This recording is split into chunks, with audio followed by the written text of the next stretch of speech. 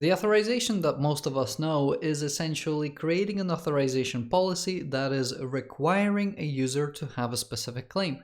We then take that policy and we place it on a couple of endpoints. We run our application, and as the application is working, we have a couple of users that are signed in, that are using the application, and then we say we want to change which endpoints the user can access, but we've accidentally assigned the same policy to the two endpoints, and we cannot just revoke one endpoint without revoking the other one. This is where we're introducing dynamic authorization, where we're essentially flipping authorization on its head, and we're not working from users having claims, but rather we're working from endpoints and then awarding these endpoints to a user. Or we can award these endpoints to a role, or also can be known as a team, and then assigning a role or a team to a user. That's the kind of problem that we're going to be taking a look at today. My name is Anton. Welcome to the Raw Coding YouTube channel. Let's go ahead and take a look at this example. We have two files, permissions database and a program CS. Starting with the program CS, we have a pretty simple setup. We register the permissions database, we register cookie authentication, we register authorization, we register our home endpoint to essentially just print out the claims. We then have a login endpoint where we're signing in with our cookie authentication schema, and then we have a promote endpoint. The user that is signed in is going to give himself permissions. Usually you would have an admin that is going to do this. In order to not have an overloaded example, I'm essentially just letting the user edit their own permissions, okay? We're going to go into the permissions database and have a little look. We essentially have a file that is going to be spat out, and we're going to be checking this file. We can check if the user has certain permissions. So against the key, it's stored the user ID. So if you would have a relational database, this would be a foreign key to the identity database, or it can just be a key in Redis or any other database that you have. And then what we're storing is essentially a set of permissions, just a collection of strings. And then we have a couple of convenience methods like has permission, add permission, and then we can also remove permission. All right, these are just example operations that you can perform. We're going to close permissions database, and what we really want to do first, we're going to have a couple of endpoints for which we want to generate possible permissions. Okay, let's get a couple of endpoints. Let's say we will have map get. This is going to be secret, and let's just do something like secret1, and we will just output 1. This is going to require authorization for now, and we will add a couple of these, okay? So because we have 3, we can essentially speculate that you're gonna have 1, 2, 3, 100. We should be able to do this for 100 of these. And now I want an additional endpoint, which is pretty much kind of like a debugging endpoint or an API endpoint where you should be able to expose possible permissions. Okay, we'll change this to 2 and 3. Permissions itself, just because it's a bit of a debugging endpoint, we are going to require authorization on it. But here is our setup. Now, how do we reach these endpoints? These endpoints are essentially method calls registering lambdas against our application, which then chain require authorization. If we are in the MVC world, we can mark up all of the classes, all of the endpoints with a custom attribute, and in my reflection video, I actually give you an example of how to do this exactly and spit out all possible permissions for each individual controller endpoint. Here, you don't get this because this is essentially inside the static main function. What can you do? Well, if we go inside mapget works on an endpoint route builder, and if we just follow down the chain inside map and a little bit further down, we're gonna see on the endpoint route builder, there are gonna be data sources, okay? So if we collapse all of this, I'll place a breakpoint over here. Let's just say I'll place it on everything, and we're going to debug the application. Right at this point, if we take a look at app, there are going to be our data sources, and on the route endpoints data source, we are going to have, well, endpoints. And here we have our secret 1, 2, and 3 endpoints, and we have a bunch of information about these endpoints. And this is where we can start essentially inspecting the endpoints and building up some kind of collection, which then the permission endpoints can actually spit out. One thing to be aware of, if we hover over the app, it is of type web application. It does implement the iEndpoint route builder, but the web application that is being spat out here, the data services that it has, so if I find it, data sources, sorry, is marked internal. So you won't actually be able to reach it from the app. So if we go, let's say down here, data sources, we can't reach it.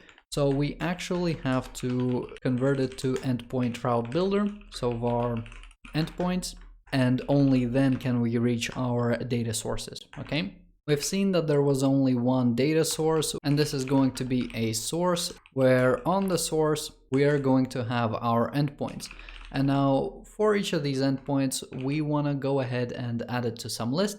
So let's add our public class permissions list. This is just going to be a list of strings. I'll take this type, bring it to the top. I will just say permissions list. This is going to be a new permissions list, and I'll register it as a singleton with the dependency injection container. So I'm registering it on the top level over here, and then I'm populating it down here after I'm done with adding all of my source endpoints. What do I actually want to put in the permissions list? Well, I have information about the route on the individual endpoints. However, let's say you want to move the endpoint, then you're essentially going to move the identifier for the endpoint. And if the permission is based on the identifier, congratulations, you've essentially erased all access to that endpoint. So I'm gonna say that, look, this route can actually be movable, right? You can change this value. We are going to use something else. We are going to use with tags. You can see there are a lot of with extension methods, and this is essentially for putting metadata on the individual endpoint. So I'm going to add a tag, and I'm going to say that this is for authentication purposes, and it is going to be on the secret route 1 permission. And now I can tag up all of my endpoints with the individual permission level, or essentially an identifier. Let's say that this is 2, this is going to be 3. And if I want a more top level tag, so let's say if you have auth secret, you can also access this and this endpoint. So a permission list is really starting to become a hash set, because I don't want to worry too much about whether something is in there already or anything like that. So for the source endpoint, we will have metadata, which is going to be an endpoint metadata collection, which again, if you're doing with display name, with a description and whatever, and with tags, this will go as an individual element into the metadata collection. And I will go a step through this with a debugger, and you can do so as well, so you will actually find out what's in there. But what actually is going to be in there is a tags attribute that we want to grab. So we will say of type tags attribute. And actually I don't want first, I want all of them. Where starts or tags, so there is a collection in here where we'll select many, we will flatten out the tags, so tags, and then we will filter them. That it has to start with auth. We want to get all the auth tags. Store this in a variable, so auth tags. This is going to be an IEnumerable of strings. We will then iterate over this, so auth tags for each auth tag. We want to try add it to the permissions list, just like that. Now all we have to do is grab the permissions, put them over here, and just render them to the response, like that. Let's remove a breakpoint here. Let's place a breakpoint somewhere over here so we can take a look at the metadata. I will debug the application. So here we have a source endpoint. This is just going to be a slash, and it might crash, or there might be nothing in there. Okay, cool. This next one is a login endpoint. So again, nothing should be in there. And now we get secret one. So for the auth tags, there should be an auth tag that is auth secret one. Now you can essentially strip out the auth and just keep the secret one, but just understand that at this point we're populating this permission list with these tags, which is just all possible authorization or policies, basically identifiers that can be used to access this endpoint, okay? The metadata collection itself on that endpoint, let's just take a look at what it looks like. Here you can see that it contains an authorization attribute, the tags attribute, and a couple of other metadata information about the endpoint. Let's remove this breakpoint. Let's run this through. We're going to come back to the application over here. It should be already started, and this is a sign-in session from before, so let me actually just remove it. Refresh, and nothing should be in here. I am now going to go to permissions, and here is a collection of possible permissions that you can essentially now query, and you can say, this user, that user, this user, you can have these permissions. And what I'm going to do is I'm going to log in. So this is going to give me a cookie. So again, when I return to root, I will actually have my name identifier with the user. I can now go to the promotion endpoint, so the promote endpoint that I have here, and I'm not going to use the auth prefix, and I probably should have removed it from here, but that's okay. That is just an example. This is just an idea of how to generate possible permissions, okay? And now that we have generated possible permissions, we want to be able to give them to the user, which is just a post request to the endpoint. Now it's about, we have this endpoint for which the permissions have been generated. How do we recognize that a user has this permission, and how do we check it? What's the logic here? What I will do is I'll just grab a secret one. So I want access to secret one. I'm gonna post this to the promote endpoint. So I'll come back over here. I'll go to /promote, and I have this here. So I'll give myself a secret one permission, all right? This will spawn a permissions.json for me, which we can take a look. So against my identifier, this is the permission that I'm storing in the database, okay? Cool, so we have that permission. Let's close all of this. And by the way, if we try to currently reach secret one, we can actually reach it because we require authorization and we don't have any policy, so we just go past, which is fine. So we want to make this a little bit more secure. In add authorization, let's go ahead and grab the authorization builder. We will add a policy, and this is going to be a dynamic policy, and we'll grab the builder over here. We will add an authenticated user, or sorry, require authenticated user. We will add authentication schemas, cookie, which is the default one. So, it's not a requirement to put this in here, but it's a good idea. And finally, we are going to add a custom requirement. Okay, for this, we're going to go to the bottom. First of all, we have to create a dynamic requirement. This is going to be an authorization requirement, if I can spell it. Authorization requirement. There we go. Authorization requirement is just a marker service. Okay, it's just something that is going to say I am an identifier for the actual handler, and we will need to add a handler as well. So we will add requirements. This is going to be a new custom requirement, and we just add it over here, and this is fine. So for this actual requirement that we're creating over here, we will need a public class dynamic authorization handler. Let's say if I can actually spell authorization handler just as well as I did that. Okay, cool. Let's give this a body, give this a default implementation, and there we have it. So we have handle requirement async. For now, let's go ahead and return task complete from here. And we're also going to, by default, succeed the requirement. So we'll just pass it over here. When our application restarts, and actually I will need to restart the debugger here. And I have restarted it. If we try to reach secret one, we can still reach it. But now I should be able to place a breakpoint over here, refresh, and actually I shouldn't be able to reach this because I haven't registered this.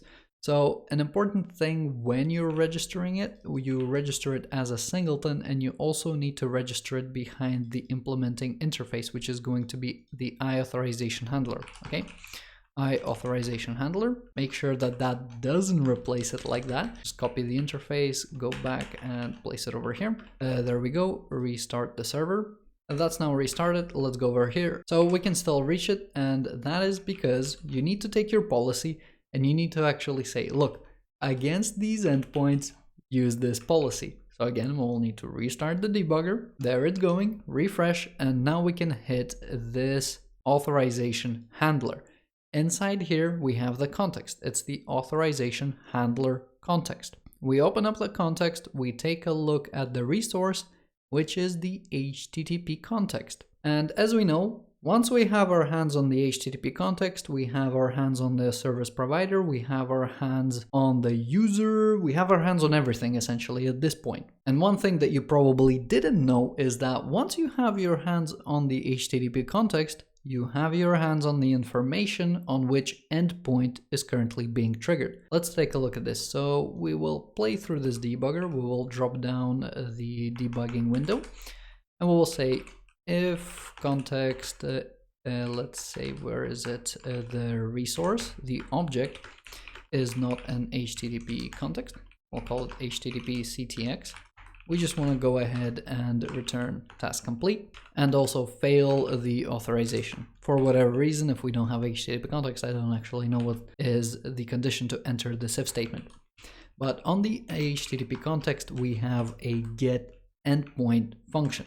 So this is an endpoint, place it over here, restart the application. There we have it. Let's refresh. And here, the endpoint, if we take a look at it, it's going to be the secret one endpoint. If we take a look at the metadata, if we take a look at the tag attributes, we can see the tags that are required to access this endpoint. Hopefully you can see where this is going. We got the tags over here. We got the tags in the database. We got the user in the context. Let's go ahead, put all of these together and make sure that the user has the appropriate permissions to access this endpoint. I'll stop the debugger. I will drop down the application because we will have to restart it anyway.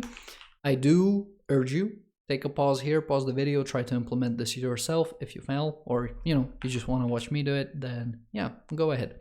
And actually, because the logic is going to be so similar to this, I'm just going to grab it from here. So source endpoint, these are going to be the auth tags right over here. We will be grabbing this from the endpoint. These are auth tags. We now need to grab the user's permissions from the database. We can grab the user as actually contained on here. So here's the user, so no problem. We can just go to find first value on the claim types, and this is going to be name identifier. This is user ID. And then we need the database. For this, we go to the HTTP context, we go to request services, and we create a scope. Okay, because this is a singleton, we want to be surfacing services within a new scope. This will need a using, and then in the scope, service provider, get required service. This is going to be a permissions database, var database. Well, we'll iterate over all the tags, so auth tags for each auth tag. If database has permission, a user ID, and the permission is essentially the auth tag, so I'm not actually going to be removing the auth prefix over here. If we do have, let's go ahead and succeed and return, otherwise we're going to fail as well. Let's go ahead and place this over here and return task complete as well. And I think that's essentially it. So we're going to debug. I don't think I have any breakpoints. Yep, let's go ahead and refresh. Looks like we don't have permissions. Let's see what actually went wrong. I'm gonna place a breakpoint over here. Again, we're gonna go to secret one. We're going over the auth tags. One of the auth tags is auth secret one. If we take a look at permissions, we have secret one. So am I actually strapping it in the permissions database or when I'm saving it in program CS? Or actually, yeah, sorry, when I actually appended it to the query parameter, I appended it without the auth attribute. So I will actually need to strip it. So let me stop the application right here. I will add a select and I will XSplit by the colon and then grab the last. I know there is a lot of link. If you want to be like, oh, this will be the most performant version, go ahead, try things out here. Leave me a comment and tell me what would be the most performant version over there. But this should give me all of the permissions, which are going to be looking like this. Rerunning the application. I'll remove this breakpoint as I am quite confident. Let's go ahead and reach this endpoint, and we can reach it. If we go to secret 2, we cannot reach it until we go to promote endpoint and we give ourselves secret to permission. Okay, so once we give ourselves this permission, we can go to the secret to endpoint and we can reach it. We can likewise, and this is probably going to be a little bit easier for me to edit. Let's say I just want the secret permission, which is going to be sort of like a top level permission, which is going to give me access to all of these. Okay, so now I should have access to 2, 3, and 1. And if I want to remove all of them, I just go into the database and I just remove it. Okay, give this a refresh. I no longer have permissions to any of the endpoints. And this is pretty much it on this topic. Hopefully from here you can see how you can just put another table in between the endpoints and the users. And that table in the middle will essentially serve as a role or a team group where you can start adding users into it, and you can also sync it with the endpoints. And by the way, if we do go to Program CS, and I appreciate that I'm covering it, so maybe somewhere over here, if we just go ahead and add a new endpoint with new identifiers, from the beginning, nobody is going to have access to that endpoint. So you can keep adding new endpoints and then distributing them between members. Obviously, because now you're in this dynamic world, you don't have any presets, everything is configurable.